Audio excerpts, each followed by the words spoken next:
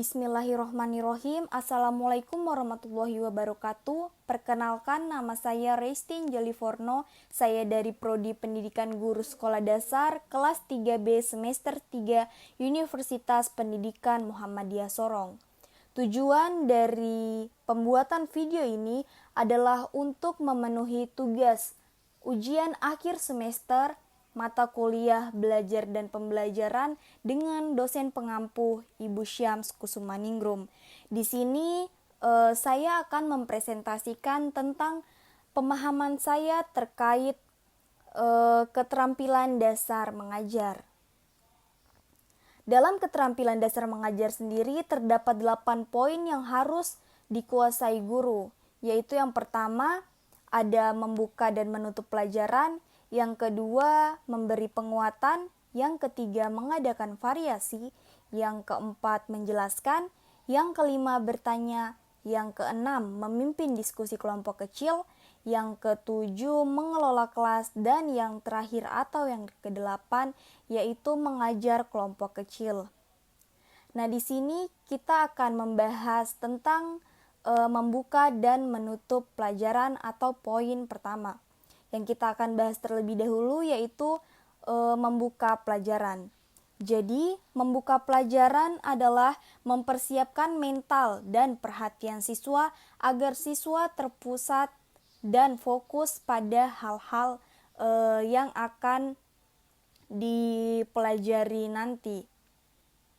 Jadi, maksudnya sebelum kita masuk pada proses pembelajaran atau kita masuk kepada materi yang kita akan berikan ke siswa, kita di sini terlebih dahulu kita harus mempersiapkan mental dan menarik perhatian siswa agar siswa terpusat dan fokus terhadap hal-hal yang akan dipelajari. Contohnya seperti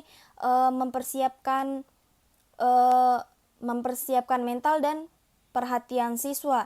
Nah, di sini yang kita dapat lakukan untuk mempersiapkan perhatian siswa agar siswa tetap terfokus pada kita adalah contohnya seperti kita harus yakinkan siswa bahwa materi pada hari itu yang kita sampaikan ke mereka itu kita harus yakinkan mereka bahwa materi itu dapat berguna bagi mereka. Contohnya seperti membantu kedua orang tuaku di rumah.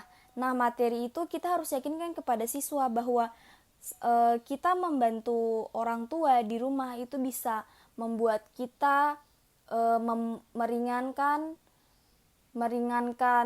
kerja orang tua, membuat kita bekerja sama dalam suatu rumah dan membuat kita mandiri. Lalu selanjutnya di sini kita juga sebelum masuk ke pelajarannya kita harus melakukan sesuatu yang menyenangkan. Misalnya seperti bernyanyi, atau melakukan permainan-permainan terlebih dahulu agar sebelum masuk ke pelajarannya itu siswa sudah siap menerima pelajaran itu dengan menyenangkan, karena pada saat awal kita membuka pelajaran ini kita telah memberikan sesuatu yang menyenangkan kepada siswa. Lalu di sini tujuan dari membuka pelajaran ini sendiri ada 3 poin. Yang pertama yaitu menarik perhatian siswa seperti yang saya telah jelaskan tadi. Lalu yang kedua menumbuhkan motivasi belajar siswa.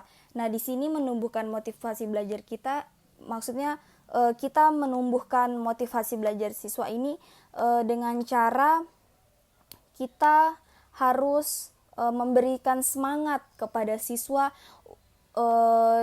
untuk menerima atau untuk melakukan proses pembelajaran itu dengan baik, dengan bersemangat, dan apa yang kita sampaikan ke siswa dapat diresapi oleh siswa secara efektif.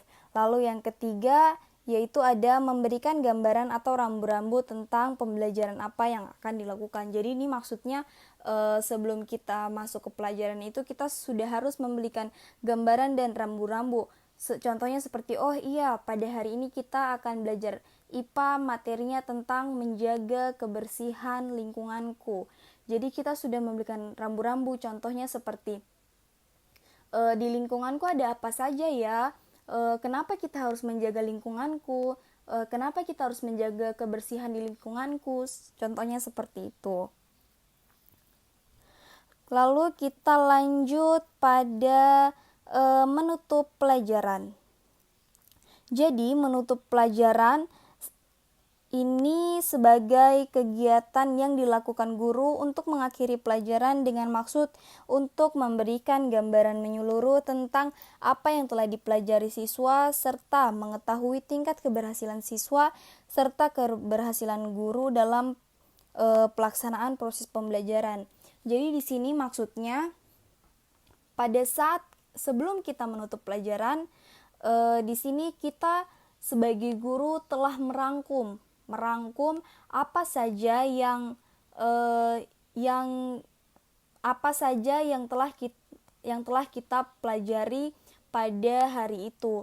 Jadi kita merangkum, kita sebutkan poin-poinnya kepada siswa tentang kesimpulan atau rangkuman tentang materi yang telah dipelajari pada saat itu. Nah, di sini untuk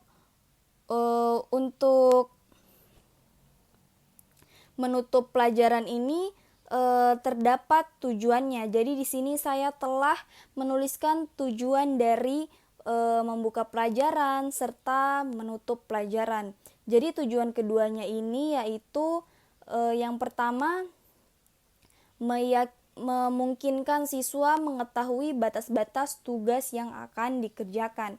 Jadi maksudnya di sini pada saat kita setelah kita menutup pelajaran, pasti tentunya kita sebagai guru akan memberikan PR atau pekerjaan rumah kepada siswa.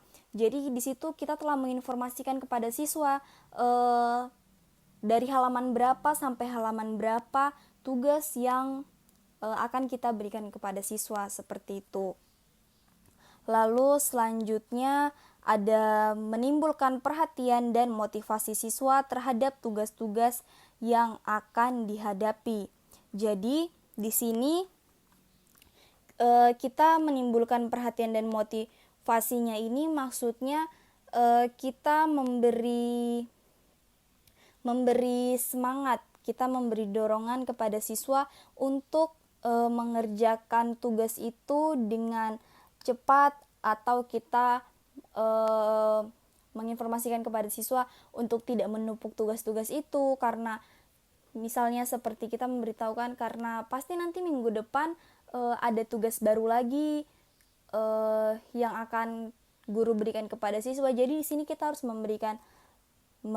menimbulkan perhatian dan motivasi siswa terhadap tugas-tugas yang akan dihadapi, agar siswa mengerjakan tugas-tugas tersebut dengan baik dan tidak menumpuk-numpuk pekerjaan rumah atau PR tersebut atau tugas tersebut. Selanjutnya yaitu ada di sini siswa dapat mengetahui pendekatan-pendekatan apa yang digunakan dalam mempelajari bagian-bagian pelajaran. Lalu di sini juga ada memungkinkan siswa mengetahui hubungan antara pengalaman-pengalaman yang dikuasai dengan hal-hal baru yang akan dipelajari. Jadi contohnya seperti yang telah saya jelaskan tadi, misalnya hari ini kita belajar tentang menjaga kebersihan lingkungan rumahku. Jadi di situ kita mengajak siswa atau kita memancing siswa untuk menceritakan pengalaman-pengalamannya, dan kita kaitkan tentang pembelajaran atau materi yang kita bawakan pada hari itu. Nah, lanjut yang kedua yaitu memberi penguatan. Jadi di sini penguatan adalah respon terhadap suatu tingkah laku yang dapat meningkatkan kemungkinan berulangnya kembali tingkah laku tersebut. Tindakan tersebut dimaksudkan untuk mengganjar atau membesarkan hati siswa agar lebih giat berpartisipasi dalam interaksi belajar. Nah, di sini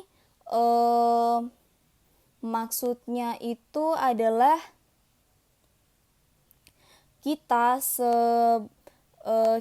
sebagai seorang guru memberikan suatu apresiasi kepada siswa secara lisan ataupun secara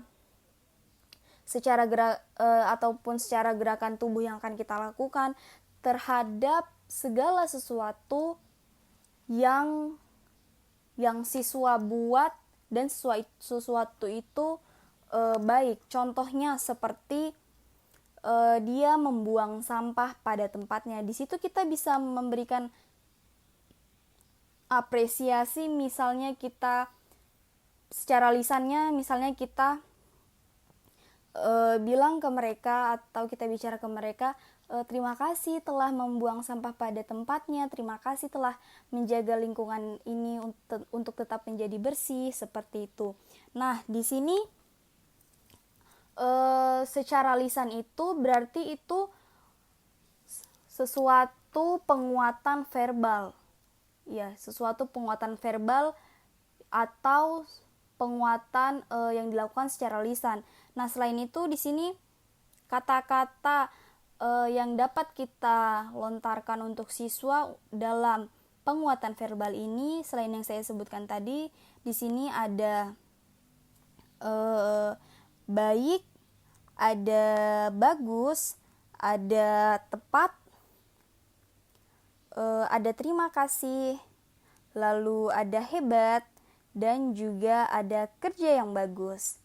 Nah, selanjutnya ada tujuan dan aspek kegiatan dari penguatan itu sendiri. Nah, di sini tujuan dan aspek kegiatan dari memberi penguatan, yang pertama ada tujuannya yaitu merangsang dan meningkatkan motivasi belajar siswa. Lalu yang kedua ada aspek kegiatannya yaitu memberikan penguatan verbal atau ungkapan lisan seperti yang tadi saya jelaskan. Nah, di sini ternyata juga ada penguatan nonverbal atau isyarat. Jadi, penguatan nonverbal atau isyarat ini berupa anggukan kepala, acungan ibu jari, jabat tangan, dan sebagainya. Saya contohkan tentang yang acungan ibu jari. Pada saat proses pembelajaran dimulai, guru memberikan pertanyaan kepada siswa dan siswa itu menjawab. Guru bisa memberikan suatu isyarat dengan acungan ibu jari tersebut kepada siswa, seperti itu. Nah, kita lanjut pada keterampilan dasar mengajar yang ketiga, yaitu mengadakan variasi. Jadi mengadakan variasi ini adalah upaya guru atau dosen dalam menciptakan kondisi belajar yang bervariasi sehingga pembelajaran selalu menarik, menyenangkan, dan efektif. Nah, dalam hal ini maksudnya dalam proses pembelajaran itu guru harus menciptakan sesuatu yang bervariasi. Contohnya, dalam proses pembelajaran guru bisa menyisipkan game, guru bisa menyisipkan kuis kepada siswa. Kuis ini berupa misalnya guru memberikan pertanyaan dan siswa menjawab dengan cepat dan tepat, dan guru akan memberikan nilai tambahan untuk siswa tersebut. Nah, untuk kuis ini saya rasa sangat bagus dan sangat baik untuk meningkatkan rasa keberanian siswa, untuk meningkatkan cara siswa menyampaikan pendapatnya, untuk meningkatkan keaktifan siswa juga di dalam kelas, seperti itu. Lalu selain itu contohnya games. Nah, games di sini diberlakukan agar pembelajaran di dalam kelas ini tidak membosankan, karena pada dasarnya apabila dalam suatu pembelajaran atau dalam suatu proses belajar materi yang disampaikan guru itu membosankan, tentu saja pastinya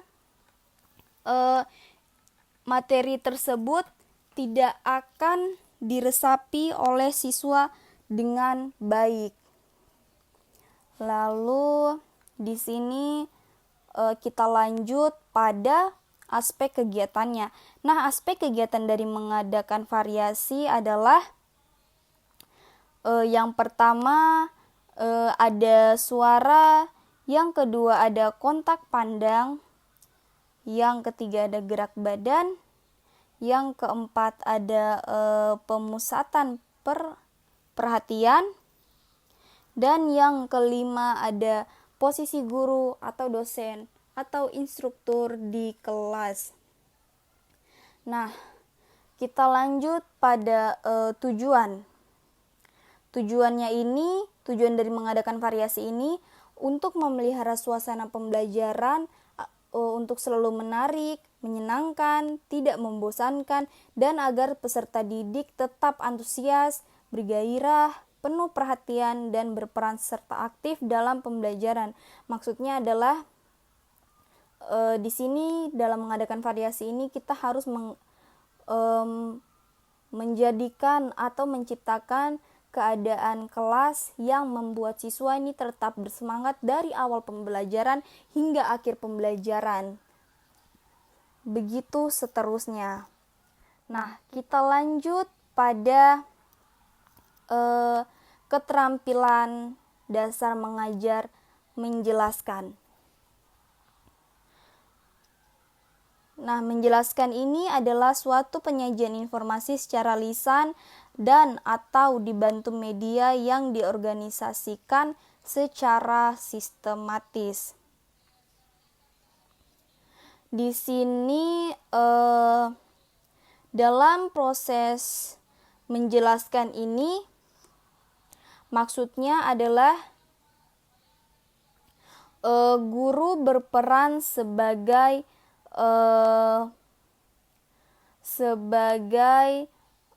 menciptakan suatu masalah, dan di sini atau guru di sini berperan menceritakan suatu masalah, dan guru juga akan menjelaskan tentang masalah itu apa, kenapa masalah itu terjadi, lalu dampaknya masalah itu apa, dampak negatifnya apa, dampak positifnya apa, lalu apa kaitannya masalah itu dengan pelajaran yang hari ini dibawakan, dan bagaimana cara menyelesaikan masalah itu. Jadi menjelaskan ini adalah proses yang memang harus dilakukan atau yang memang harus dikuasai setiap guru.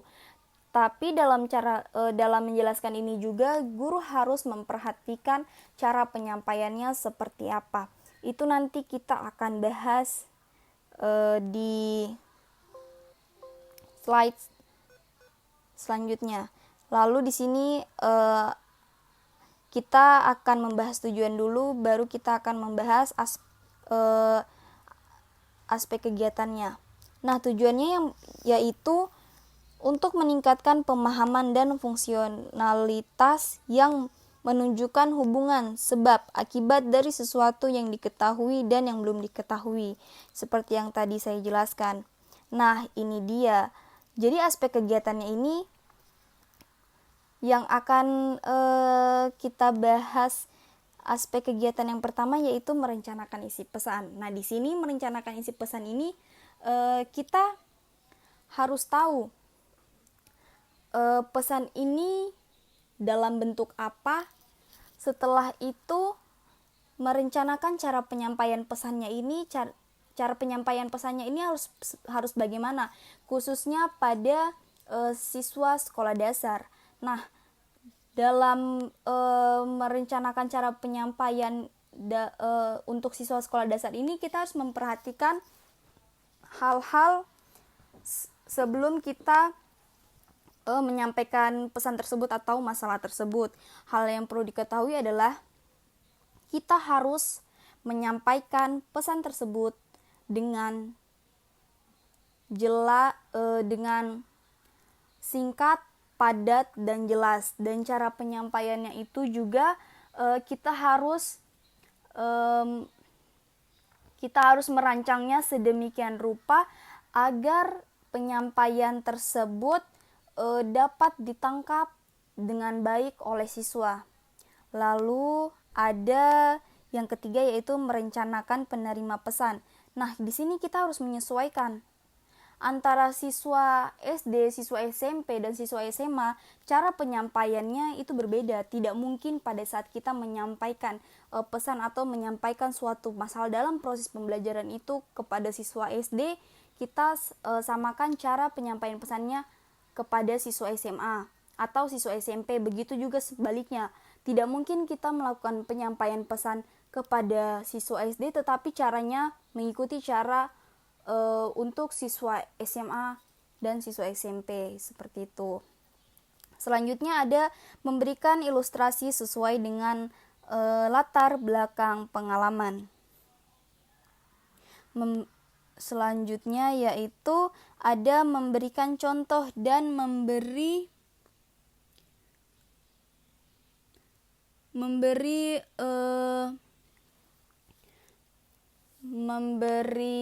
pendapat sesuai pengalamannya. Kita lanjut pada slide selanjutnya, yaitu pada keterampilan dasar mengajar bertanya. Nah, dalam keterampilan dasar bertanya ini, di sini bertanya merupakan stimulus efektif untuk mendorong kemampuan mengemukakan pendapat, gagasan, dan atau jawaban. Guru perlu menguasai keterampilan bertanya karena guru cenderung mendominasi kelas dengan ceramah. Jadi misalnya dalam suatu pembelajaran yang kita lakukan di kelas ini, kebanyakan guru cara mengajarnya itu dalam proses pembelajaran ini, dia hanya menyampaikan materinya tersebut, menyampaikan materi dari awal hingga akhir. Ini yang disebut dengan mendominasi kelas dengan ceramah. Jadi itu dia hanya menyampaikan materi tanpa meminta pendapat, tanpa meminta gagasan dari siswa di dalam kelas. Jadi di sini memang untuk keterampilan dasar mengajar bertanya ini memang harus dan wajib dimiliki guru agar di sini juga antara guru dan siswa dapat bertukar pikiran, dapat saling berdiskusi tentang materi yang dibawakan pada saat itu. Selanjutnya ada tujuan dari keterampilan dasar mengajar bertanya, yaitu yang pertama untuk meningkatkan aktivitas belajar peserta didik. Lalu yang kedua untuk mengembangkan kemampuan berpikir, lalu untuk meningkatkan partisipasi, lalu memusatkan perhatian dan membangkitkan rasa ingin tahu. Jadi di sini membangkitkan rasa ingin tahu nih, maksudnya kita sebagai guru harus menumbuhkan rasa keingintahuan siswa agar dalam proses belajar ini siswa juga turut berpartisipasi aktif, karena jika kita menimbulkan atau membangkitkan rasa ingin tahu siswa, pasti proses pembelajaran dalam kelas itu dapat berlangsung dengan menarik dan tidak membosankan. Lalu fungsi dari keterampilan dasar mengajar bertanya ini Yang nomor satu yaitu mendorong siswa untuk berpikir. Jadi mendorong siswa untuk berpikir kritis. Ya, yang kedua meningkatkan keterlibatan. Ya, maksudnya meningkatkan keterlibatan siswa dalam proses pembelajaran tersebut. Lalu merangsang siswa mengajukan pertanyaan. Jadi merangsang siswa mengajukan pertanyaan ini berkaitan dengan membangkitkan rasa ingin tahu siswa. Lalu memusatkan siswa pada suatu masalah. Jadi apabila kita memusatkan siswa pada suatu masalah, pasti di sini siswa akan tumbuh secara sendirinya tentang poin yang membangkitkan rasa ingin tahu, dan kita telah berhasil untuk merangsang siswa dalam mengajukan pertanyaan.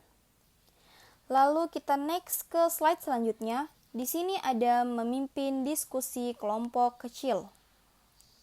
Kira-kira apa itu memimpin diskusi kelompok kecil? Jadi, memimpin diskusi kelompok kecil di sini yang dimaksudkan, diskusi kelompok kecil adalah suatu proses yang teratur dalam melibatkan sekelompok siswa dalam interaksi tatap muka kooperatif yang optimal dengan tujuan berbagai informasi atau pengalaman, mengambil keputusan atau memecahkan suatu masalah. Nah, dalam diskusi kelompok kecil ini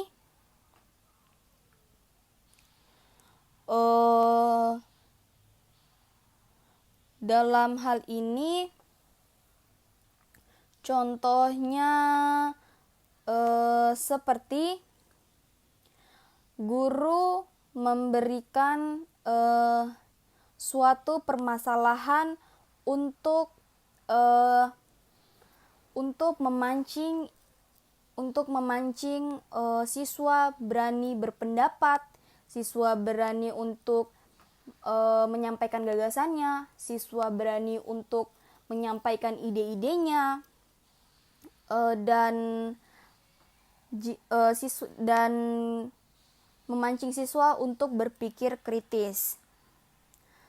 Tujuan dari memimpin diskusi kelompok kecil ini adalah untuk memberi ruang dan peluang bagi peserta didik untuk belajar secara aktif, partisipatif dalam menguasai dan memecahkan masalah, dan mengembangkan pola pikir positif dalam berinteraksi. Jadi maksudnya di sini guru memberikan peluang peserta didik untuk belajar secara aktif. Maksudnya di sini adalah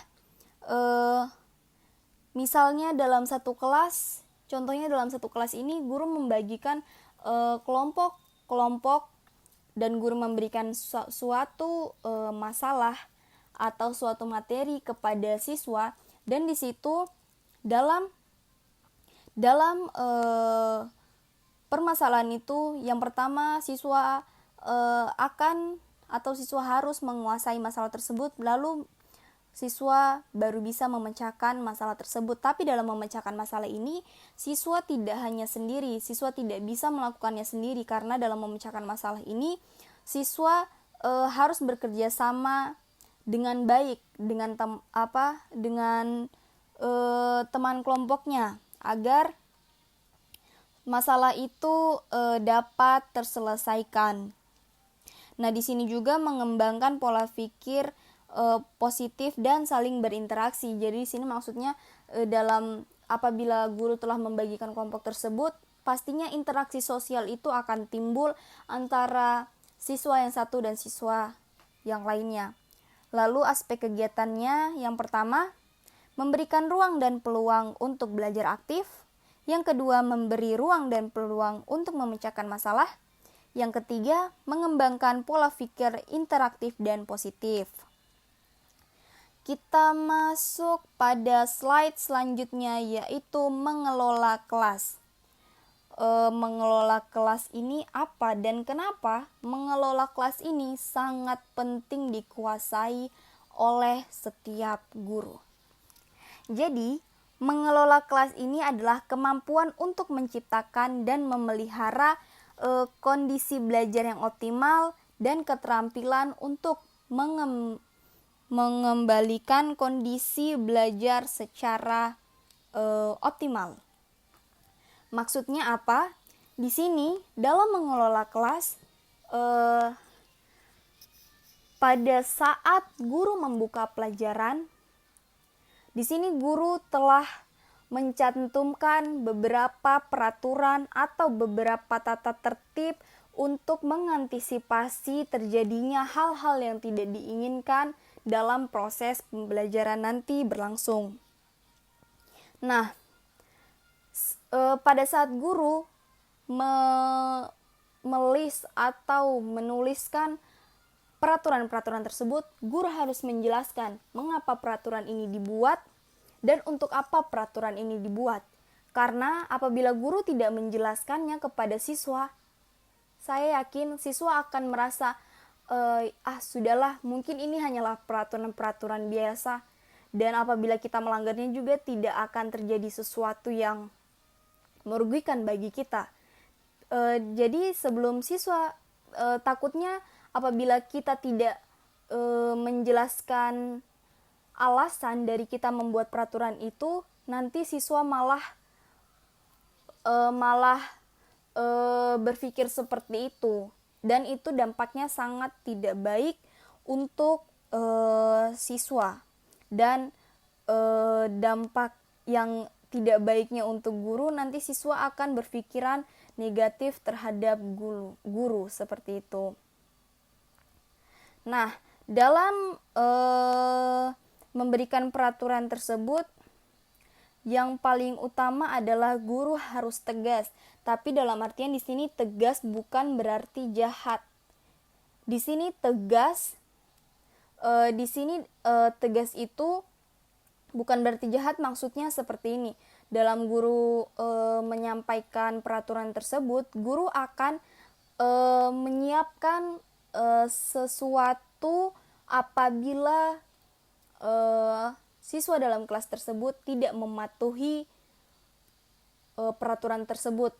Tapi pada saat siswa tidak mematuhi peraturan tersebut dan guru memberikan sesuatu atau hadiah tersebut kepada siswa, guru tidak boleh dengan cara memarahi siswa atau sampai main tangan kepada siswa, itu tidak boleh.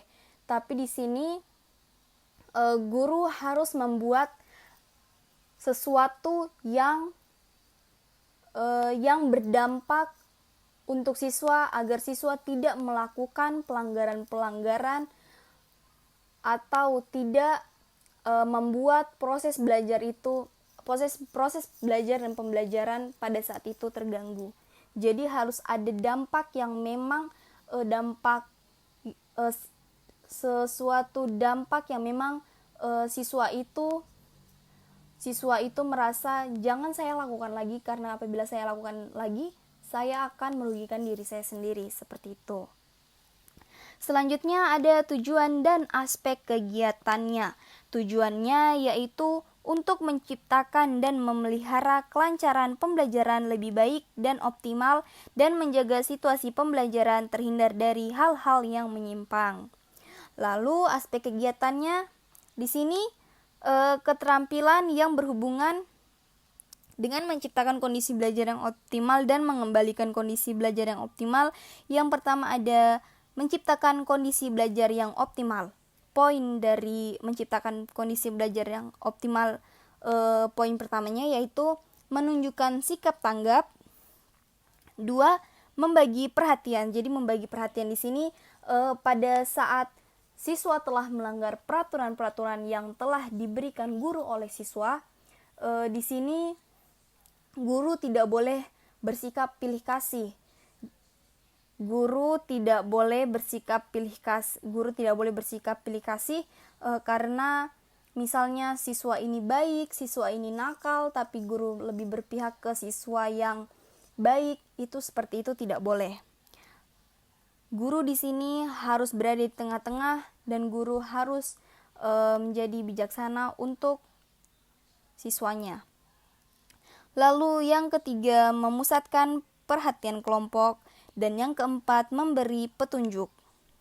Selanjutnya ada mengembalikan kondisi belajar yang optimal.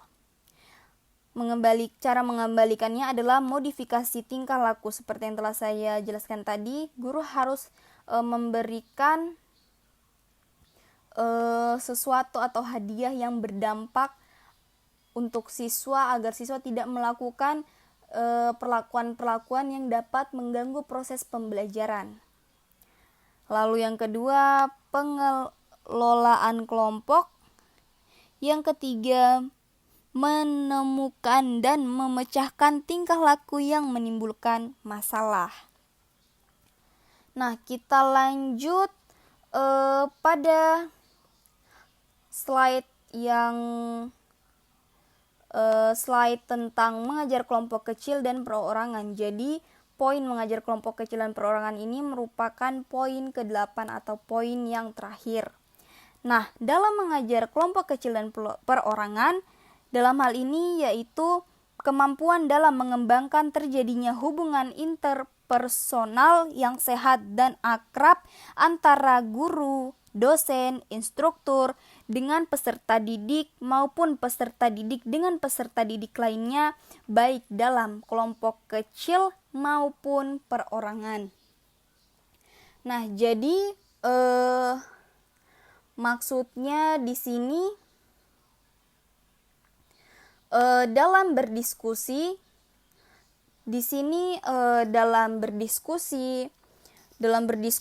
ini guru harus menimbulkan atau guru harus menanamkan rasa hubungan yang baik antar pribadi agar antara guru dan siswa atau siswa dan siswa memiliki hubungan yang baik, akrab, dan kompak. Selain itu, dalam mengajar kelompok kecil dan perorangan ini, guru juga harus menumbuhkan rasa menghargai pendapat orang lain. Menghargai pendapat orang lain ini harus ditumbuhkan dalam diri tiap siswa, dan itu wajib guru lakukan atau guru tumbuhkan atau guru tanamkan dalam diri setiap siswa. Karena apabila hubungan antara guru dan siswa atau siswa dan siswa dalam satu kelas itu dapat berjalan baik, akrab, apalagi kompak, itu akan menjadi salah satu hal yang pasti tidak akan dilupakan siswa apabila nanti siswa telah lulus dari sekolahnya, karena itu menjadi suatu kenangan yang memang hanya terjadi pada masa-masa sekolah, seperti itu. Lalu lanjut pada tujuan dan aspek kegiatannya. Tujuannya yaitu untuk mengembangkan kualitas hubungan antar pribadi secara sehat, saling memahami, dan penuh keakraban. Maksudnya di sini mengembangkan hubungan antar pribadi secara sehat. Jadi hubungan antar pribadi secara sehat ini apabila terjadi suatu masalah dalam kelas tersebut, itu harus diselesaikan secara bersama-sama, tidak boleh diselesaikan sendiri. Jadi cara menyelesaikannya secara bersama-sama yaitu kita duduk bersama, lalu kita ungkapkan masalah apa yang terjadi, apa yang tidak kita sukai, mengapa masalah itu bisa terjadi, lalu setelah itu bagaimana caranya agar masalah itu tidak terjadi lagi di kemudian hari. Nah, apabila kita telah melakukan hal itu, pasti di sini akan tumbuh dan timbul rasa keakraban dan rasa kekompakan itu dalam suatu kelas. Lalu aspek kegiatannya di sini yang nomor 1 adalah melakukan hubungan antar pribadi secara baik dan positif. Lalu mengorganisasi kelompok kecil. Organisasi kelompok kecil ini adalah memimpin suatu kelompok kecil di dalam kelas ataupun juga kelompok besar ataupun juga perorangan untuk mencapai satu tujuan bersama yang baik. Lalu ada memfasilitasi kegiatan belajar peserta didik. Di sini memfasilitasinya bisa berupa benda, bisa berupa media, contohnya seperti foto, video, atau memfasilitasinya dengan PowerPoint agar proses pembelajaran itu dapat diserap dengan baik oleh siswa. Jadi memfasilitasi kegiatan belajar peserta didik ini harus menggunakan hal-hal yang menarik. Lalu yang keempat ada membimbing dan mengarahkan. Jadi di sini kita sebagai guru harus membimbing siswa agar menjadi lebih kompak lagi, lebih akrab lagi, karena pada dasarnya apabila dalam suatu kelas, apalagi contohnya kita nanti menjadi wali kelas, kita dalam satu kelas itu anak atau siswa-siswi atau peserta di dalam kelas itu tidak kompak, tidak akrab, itu akan menjadi salah satu kegagalan guru dalam membimbing mereka dan mengarahkan mereka untuk ke hal-hal yang baik, ke hal-hal yang mengompakkan mereka. Dan di sini mengarahkan ini kita harus pada saat dalam suatu kelas itu peserta didik mungkin salah langkah seperti itu, kita harus mengarahkan mereka tidak boleh salah langkah lagi dan harus satu langkah lebih di depan seperti itu.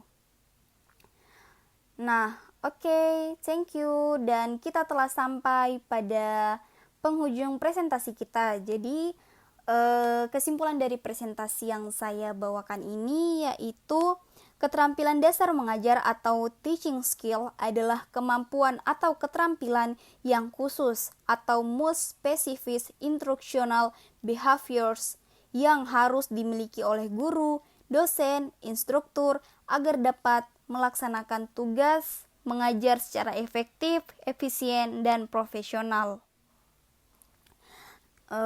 Baik, terima kasih. Mungkin hanya itu yang dapat saya sampaikan dalam presentasi ini.